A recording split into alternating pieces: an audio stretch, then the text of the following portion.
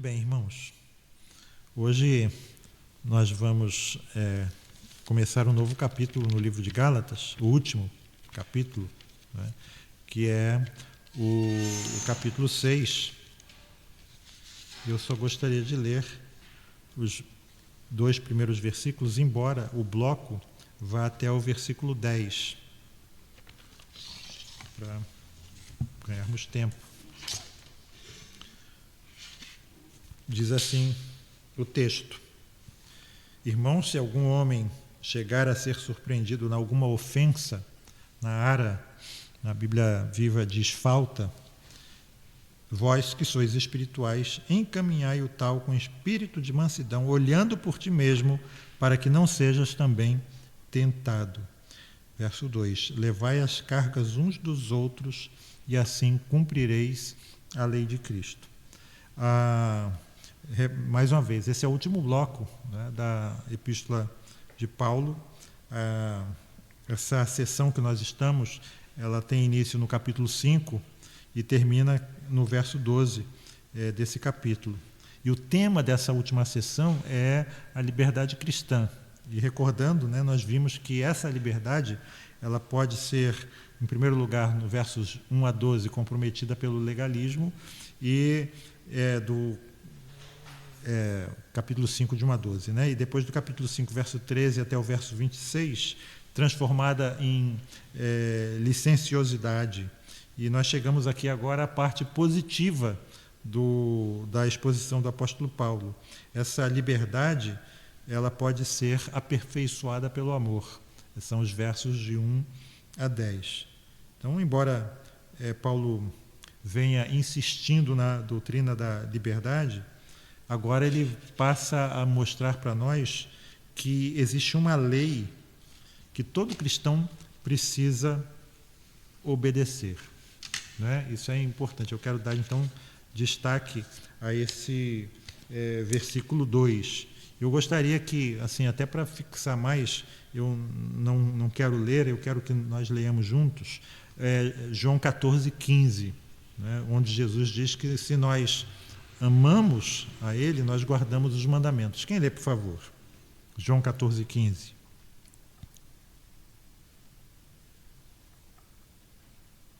Se me amais, guardai os meus mandamentos. Então é uma ordem, não é isso? Se vocês me amam, guardem os meus mandamentos. Reparem o que Paulo diz aqui: levai as cargas uns dos outros e assim cumprireis a lei de Cristo. Certo? Se me amais, diz Jesus, guardem os meus mandamentos. E no verso 21 do mesmo capítulo 14, que diz o quê?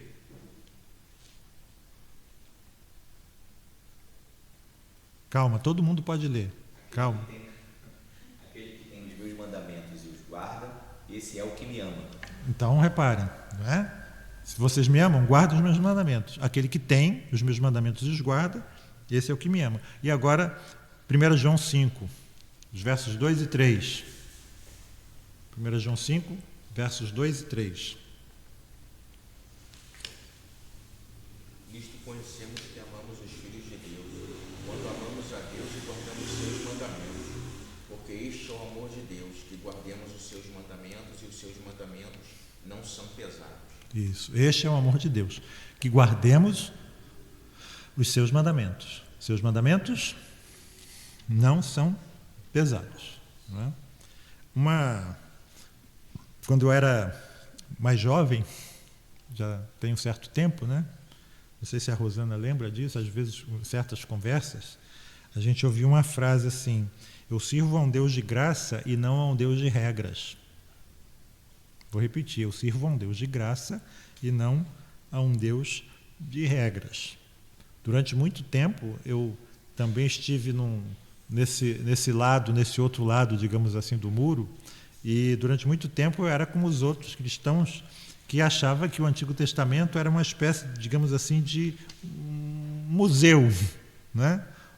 O Antigo Testamento era uma curiosidade de museu, digamos assim, né? Mas a gente muda, né? A gente cresce, a gente passa a entender a Escritura de outra forma. Eu quero aqui citar um comentarista pós-milenista, Gary North, né, que ele disse assim: Como Sansão sem seu cabelo, os cristãos sem a lei de Deus são impotentes e têm sido considerados pelos filisteus através dos tempos como uns debilóides que devem ser abusados e humilhados publicamente em cada oportunidade. Sem a lei, somos assim, né? E o turcomenistão serve de exemplo disso, vamos ver mais adiante, né?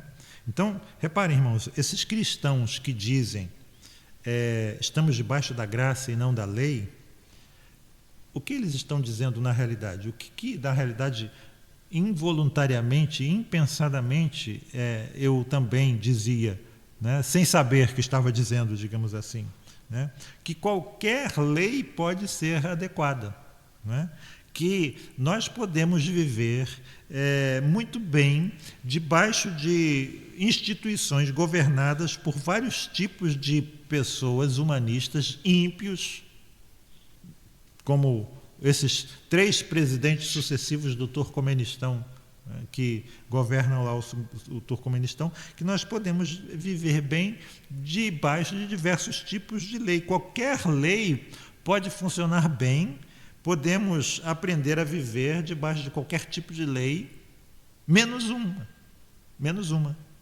que é a lei de Deus. Dessa lei nós não precisamos mais, não estamos mais debaixo dela. Então, reparem, de uma forma impensada, esses cristãos eles passam então a abraçar a tese dos ímpios, a tese dessas pessoas sem Deus.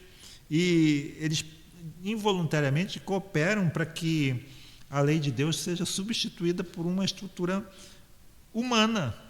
E toda estrutura meramente humana, irmãos, é baseada na inimizade contra Deus, na pressuposição iluminista de que nós podemos andar muito bem sem Deus.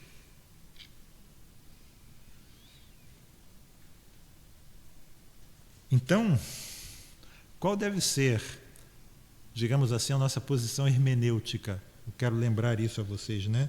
A nossa posição teológica, ela deve ser a de presumir a obrigação de cumprir todo o mandamento do Antigo Testamento, a menos que o Novo Testamento indique o contrário. Ou seja, nós devemos presumir continuidade em vez de presumir descontinuidade.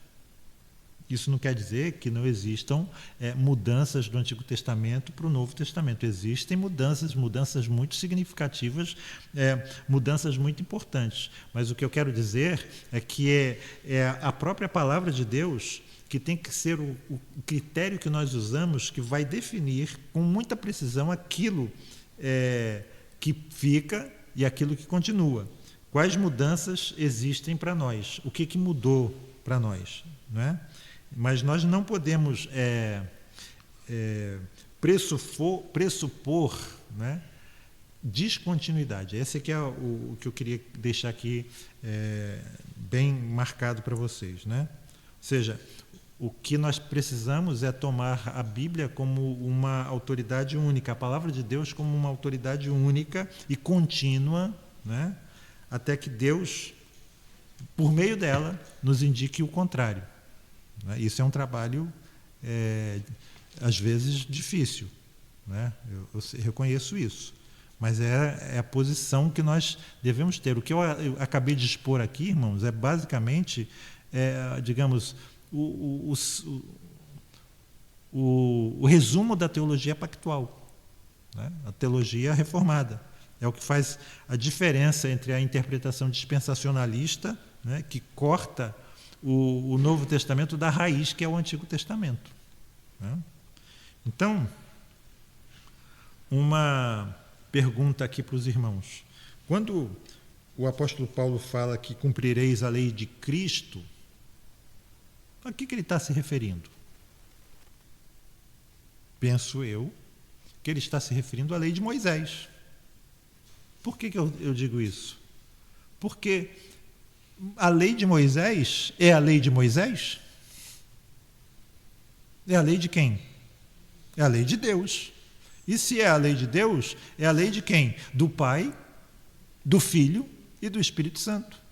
Então nós podemos dizer que o Pai é o autor da lei, que o Filho é o autor da lei, que o Espírito Santo é o autor da lei, o Deus Trino é o autor da lei. Então, a lei de Cristo é a lei que ele já nos legou desde o princípio, não é? E qual é a diferença, digamos assim, visível entre uma sociedade que baseia-se na lei de Cristo e todas as outras sociedades? Em uma única palavra, a diferença é a ética. A ética, né? Tem gente, inclusive crente, já vi, que argumenta que a lei de Moisés era uma lei bárbara, que acaba levando à tirania, e usam a palavra teocracia no sentido de ditadura religiosa, né? Mas a gente pode perguntar, por que a lei leva à tirania? Por que uma sociedade baseada na lei de Deus, ou seja, uma teocracia, leva inevitavelmente à tirania? Será que leva? Quem escreveu? Foi Deus. E aí a gente pode fazer uma comparação. No tempo de Moisés, havia vários sistemas éticos. Eu falei que a diferença entre a sociedade cristã e uma sociedade não cristã é a ética. E nos tempos de Moisés, havia vários tipos, digamos assim, de ética. E a pergunta que eu faço para vocês é, mesmo digamos assim, nos seus piores momentos, Israel foi uma tirania? Os reis de Israel eram adorados como deuses ou semideuses? Ou foi o Egito uma tirania? Ou foi a Síria? Ou foi a Babilônia uma tirania? Então, a gente vê que tirania foi o que Deus enviou ao povo de Israel quando eles desprezaram a lei de Deus. Pelos assírios, e pelos babilônios, e pelos romanos. Em três grandes ocasiões. Fora aquelas outras, digamos assim, menores, quando no tempo dos juízes eles ficaram sujeitos a vários tipos de povos, né? Cada vez que eles desprezavam a lei de Deus. Então eu queria aqui meditar sobre isso. Eu coloquei no status hoje, no meu status, não sei quantos costumam ver status dos outros, né? Mas eu coloquei lá no meu status, às vezes não quero ficar colocando muito na IRP, um vídeo de uma sociedade chamada Mátria. Não sei se vocês já ouviram falar. Alguém já ouviu falar? Mátria? Uhum. Muito interessante, sigam, passam a seguir.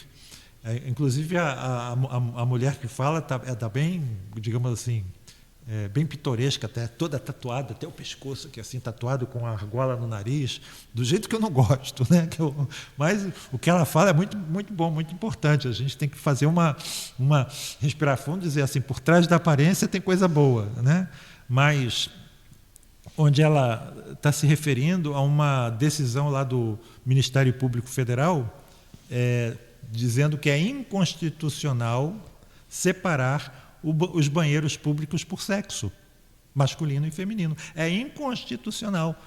E aí ele se refere a outros documentos internacionais, né, que dizem que uma pessoa que é classificada por sexo masculino e feminino, isso aqui é uma agressão à individualidade da pessoa, uma negação da sua autopercepção, porque uma pessoa pode se autoperceber sendo do sexo masculino como sendo do sexo feminino, ou como sendo de um sexo neutro, ou como sendo de nenhum sexo.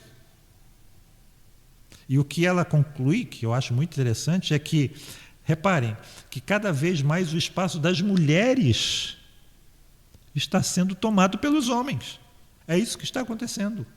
As mulheres não têm sossego nem nos banheiros públicos. Por quê? Porque homens que se autodenominam mulheres agora se acham no direito de entrar naqueles lugares, naquele lugar, e pronto. Mesmo que não sejam mutilados, né?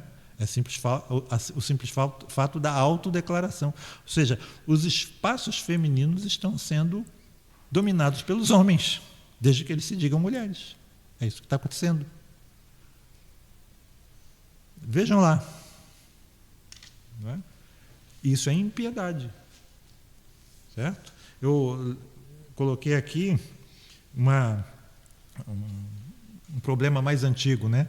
Desde 1973. Quem era nascido aí em 1973? 1, 2, 3, 4, 5. 1, 2, 3, 4. Valdir, você já era nascido? Hã? Não? 6. Viu? A maioria não era nascida ainda. Ou seja, reparem que o problema já é antigo, né? Mais tempo do que muitos têm de vida aqui. A Suprema Corte americana, ela anulou as leis contra o aborto nos Estados Unidos, certo? Então, desde essa época, existe esse movimento constante para descriminalizar, né, o aborto no mundo, e cada vez mais aumentando o tempo de gestação, não é isso? Então, o que aconteceu? Uma coisa interessante naquela época, né?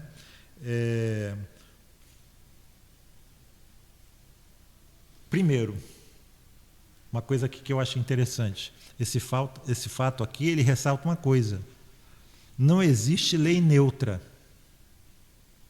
Guardem isso. Às vezes as pessoas dizem assim, o Estado é laico porque ele é neutro. Não é verdade. Não existe lei neutra.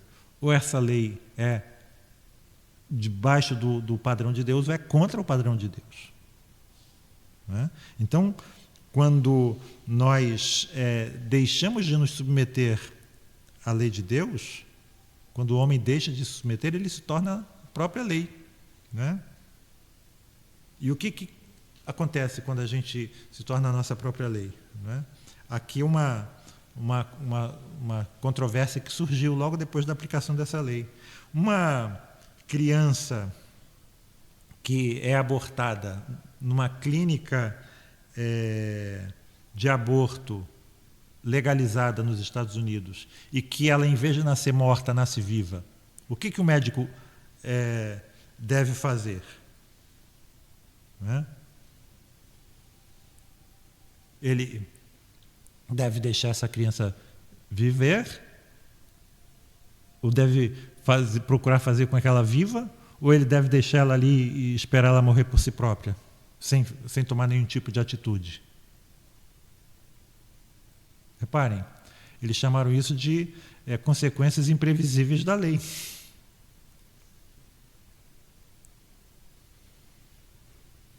E é interessante também que existe uma pergunta aqui, né?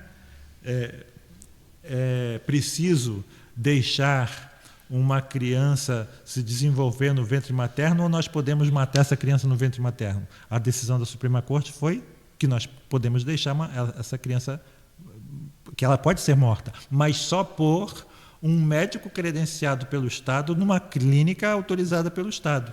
Então, se você nos Estados Unidos fizer um aborto clandestino, a pessoa que está executando esse procedimento, ela vai ser punida, sabe por quê? Quem? Exercício ilegal da medicina. Porque o aborto não é um crime. O crime é você fazer isso sem ser sem ser credenciado pelo Estado. Você não tem a credencial do Estado para fazer isso. Fala, Rafael. O Rushduni, ele falou bastante sobre teonomia e disse que todo princípio jurídico pressupõe um princípio moral, e todo princípio moral pressupõe um princípio religioso. Então, quando uma nação ela vai escrever, legislar as leis, ela assume um princípio moral. E se esse princípio moral, que pressupõe um princípio religioso, for humanista, positivista e tudo mais, se for dessa forma, se não for de uma forma religiosa concreta, vai ser de uma forma humanista e tudo mais. Então, toda vez que eles tomam uma decisão e eles falam que eles estão sendo laicos, na verdade eles estão escolhendo sim um lado religioso. E aí, se for o lado religioso que não seja adoração a Deus, submissão a Deus, é idolatria. certo? São falsos deuses. E o Estado é o mais, digamos assim, concorrente, o maior concorrente de Deus atualmente, né? É o Estado. Para pensar também a questão do aborto, como somos nós, através da democracia, que decidimos os valores morais, então o homem está acima disso. O homem, como uma lista diria, né? O homem é que decide o que é certo ou errado através de sua razão. Uhum. Então, para eles, não é errado matar uma criança. Exatamente. É a tirania dos 51%, né? Digamos assim. Então, eu queria aqui citar Deuteronômio 4, 5 a 8, que diz assim, Deuteronômio 4, de 5 a 8. Vedes, aqui vos tenho ensinado estatutos e juízos, como me mandou o Senhor meu Deus, para que assim façais no meio da terra, a qual ides a herdar. Guardai-os, pois, e cumpri-os, porque isso será a vossa sabedoria e o vosso entendimento perante os olhos dos povos, que ouvirão todos esses estatutos e dirão, este grande povo é nação sábia e entendida, pois que nação há tão grande que tenha deuses tão chegados como o Senhor vosso Deus, todas as vezes que o invocamos? E que nação há tão grande que tenha estatutos e juízos tão justos como toda esta lei que hoje ponho perante vós? O que eu queria dizer com isso, irmãos? Que a lei de Deus, quando ela é posta em vigor por uma comunidade, ela também é uma espécie de, é uma forma de evangelização, é uma forma de evangelismo. Ela vai atrair outros povos a isso, né? Então, a grande pergunta é, nós como povo cristão, né, como povo evangélico, nós amamos a lei de Cristo mesmo, né? Nós procuramos cumprir a lei de Cristo, nós amamos esse padrão bíblico que começa no Antigo Testamento e perpassa para o Novo Testamento, esse padrão bíblico de justiça, não importa a oposição. Ou seja, o que eu estou querendo dizer? Que a Bíblia tem um projeto de governo para esse mundo. Nós não somos um gueto que fica à parte, nós não somos como que um quisto separado de todo o contexto do nosso país e também do mundo. Ou seja, a Bíblia tem um projeto de governo para esse mundo. E a lei de Cristo, como nós vemos, ela não é uma carga para nós, né? E nós não devemos buscar substitutos a ela, por mais aparência de sabedoria que essas leis podem ter. Nós, como cristãos, nunca devemos preferir a lei do Estado em relação à lei de Deus. Não é isso? Então, isso é que é a verdadeira vida no Espírito. Certo? Na verdade, os cristãos ficam sempre à parte, né, dos debates, dos grandes debates nas escolas, né? Sim. Por isso que os teonomistas, eles escrevem livros, né, sobre economia, sobre política, sobre saúde, sobre educação, está tudo em inglês atualmente, né? Mas eles dizem que provavelmente isso não vai ser levado em conta nessa geração, daqui a talvez outras gerações já está lá pronto, né? Quem sabe seja descoberto daqui a 100 anos os livros, como nós descobrimos os livros do passado também. Eu acho que a questão não é que nós não fazemos parte do debate. Nós fazemos mais parte do que fazemos antes, é que nós estamos com pressa, nós queremos ver mais... As coisas serem resolvidas rápido. Nós queremos entrar, mas se a gente olhar para 1000 anos atrás, 2000 anos atrás, o que era o cristianismo e hoje a influência que tem em certos países mais do que em outros, claro, eu acho que isso vai continuar acontecendo, crescendo aos pouquinhos. Hoje a gente discute isso de forma geral, até entre não reformados. Você vê, por exemplo, muitos políticos, você vai pegar o Nicolas Ferreira, enfim, Pavanato, esses políticos jovens, né, que não têm tradição reformada, são evangélicos, né, de igreja pentecostais, mas você vê que eles fazem parte do debate, eles já entenderam que isso é necessário. É porque de fato a gente quer ver logo o resultado, mas demora. Sim, exatamente. Então, irmãos, para terminar, estamos bem pontuais, vou ler aqui o que eu escrevi no final. Nós não devemos crer nessa falsa dicotomia. Servimos a um Deus de graça e não a um Deus de regra, certo? O Deus de graça, por sua graça, nos deu um padrão moral muito objetivo, né? Um padrão de santidade, a sua lei, né? Ou seja, obedecer à lei é viver no Espírito, certo? E vai chegar o dia em que as nações vão viver no Espírito. Que Deus nos abençoe. Amém. Vamos orar mais uma vez? Rômulo, você encerra com oração? Senhor, meu Deus, muito obrigado, Pai, pelo privilégio de estar em Tua casa, de bendizer o Teu nome, de falar das Tuas coisas, de aprender mais de Ti, de meditar na Tua Santa Escritura. Ó Deus, através do Teu Espírito Santo, penetrador dos corações, grava, Senhor Deus, as Tuas verdades na nossa alma, no nosso espírito, no nosso interior, para que nós vivamos conforme a Tua lei, de conforme a Tua justiça.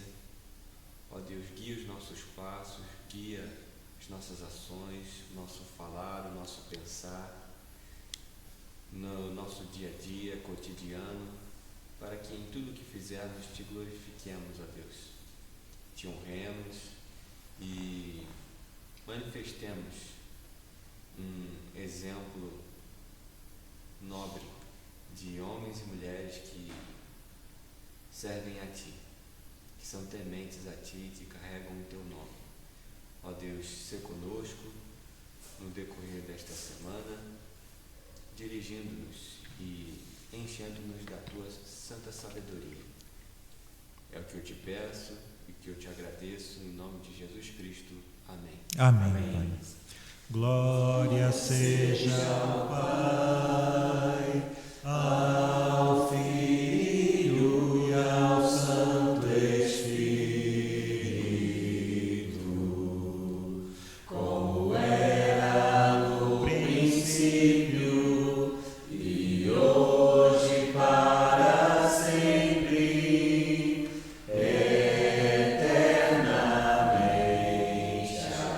Amém.